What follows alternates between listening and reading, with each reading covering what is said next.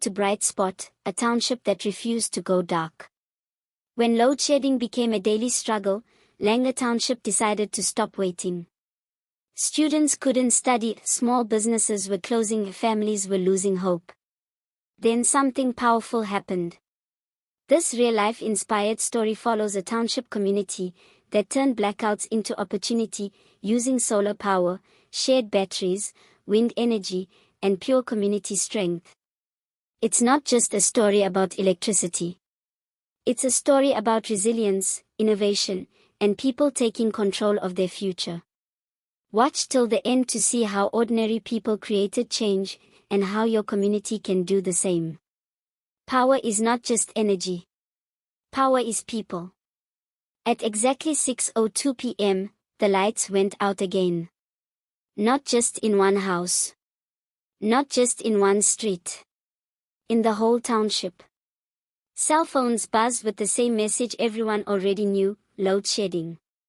Stage 6. For millions around the world, power cuts are just an inconvenience. But here, a blackout can decide who passes school, who eats, and whose business survives. This is the true story of a Langa Township that stopped waiting and decided to make its own power. Around the world, power outages cost economies billions every year. Factories shut down. Small businesses collapse. Students fall behind. In my country, load shedding became part of daily life. In Langa, that night, Sima stared at his dark screen. He was in matric, grade 12 final exams were days away.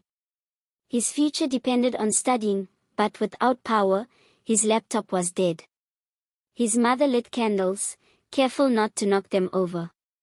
Across the road, Auntie Jane sighed and locked her salon early. No electricity meant no clippers, no customers, no money. Every blackout felt like starting life again from zero. People were tired, angry, helpless. And the question everyone whispered was the same. How long can we live like this? One evening, during yet another blackout, something changed. At the community hall, people gathered in frustration. No lights. Only phone torches. Then Mr. Adams stood up. In his 60s. Retired electrician. Hands rough from years of work. I've lived through many hard times, he said. But this one we can fix ourselves. The room went quiet.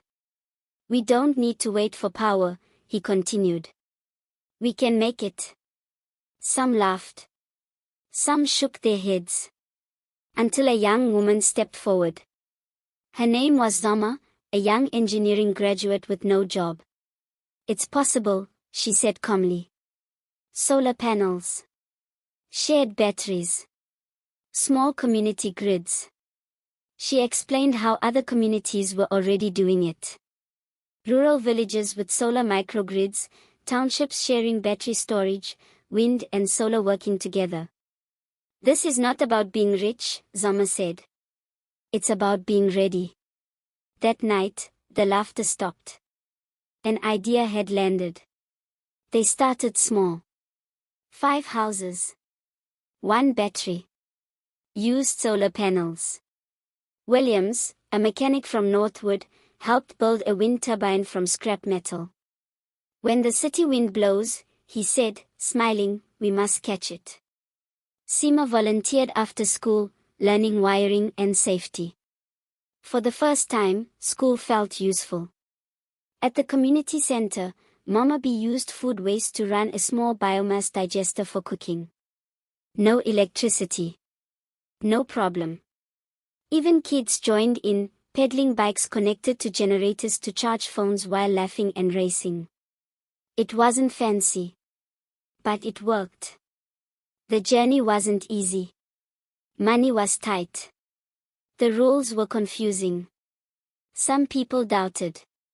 What if it fails? What if the city shuts it down?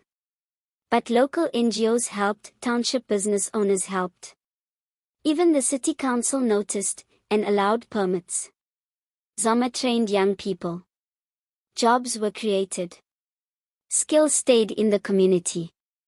Each blackout became proof they were doing the right thing. Then one night, Stage 6 load shedding hit again. The whole city went dark. Except their township. Lights stayed on. Phones charged. The salon stayed open. Auntie Jane cut hair late into the night, smiling. Seema studied without fear. The community center glowed like a lighthouse. People stood outside, staring in disbelief. For the first time, load shedding did not win. Life changed. Small businesses grew. Students passed. Young people found purpose. Seema now dreams of becoming a renewable energy engineer. Zoma runs a small company helping other townships and the city to do the same. This wasn't just about electricity. It was about dignity, control, and hope. Load shedding may still exist now and then. But powerlessness doesn't have to. Your community can do this too. Start small. Work together. Support local energy projects. Because power is not only what comes from a grid.